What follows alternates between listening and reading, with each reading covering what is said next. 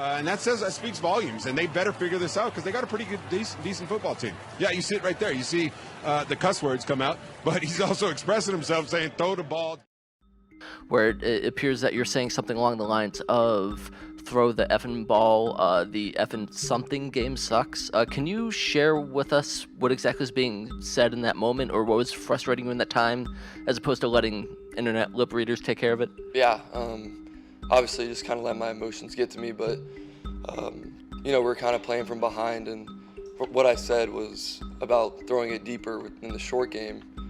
I got to execute that part better, but it's the short game that we kept going to, which is working, but I felt like we needed chunk plays, and, I shouted that out to kind of get everyone going, and that's emotional, that's football. I'm passionate about this game, and obviously you don't want to get your emotions get the best of you, but I think that's pretty much it.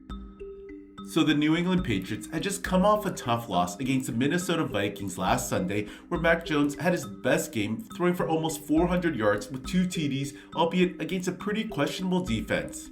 Nonetheless, Patriot fans had a lot of optimism heading to this Thursday night encounter against the Bills, as they won 5 of their last 7 games. However, after the 24-10 drubbing to the hands of their division foes, the Patriots now sit with a 500 record, and a lot of finger pointing is being directed at New England's coaching staff. And judging by Mac Jones' late game reaction to Pat's offensive coordinator Matt Patricia, you can tell the QB is clearly frustrated with the offense. Jones could be heard screaming at the play caller to throw the ball and to stop running, however the problem lies much deeper than that. Belichick really hasn't surrounded his young quarterback with players in the skill position. While the tight end core is solid, the receiving group leaves a lot to be desired. They just don't have a true number 1 wideout who can make plays, and it's really telling on the offense. Conversely, if you look at Bills QB Josh Allen having a safety net like Stephon Diggs, a guy who can really make big plays, this was one of the key differences in both offenses in last night's game. Mind you, Josh is a much better QB than Jones, who can air it out and run the ball, but it's not hard to believe if the Patriots had a weapon like Diggs, this offense would look completely different. The Pats' leading receiver last night was cornerback Marcus Jones, who recorded a total of 51 yards and a touchdown off of 2 catches, which is just indicative of everything that's wrong in Foxborough at the moment. It's hard to believe this was one of the same reasons why Tom Brady left New England, as he just wasn't surrounded with players in the skill position. However, it's been over 2 years and still the same problems persist. And ultimately, the blame has to fall on the shoulders of head coach Bill Belichick, who assembled this team and hasn't really put Mac Jones with a proper supporting cast for its success.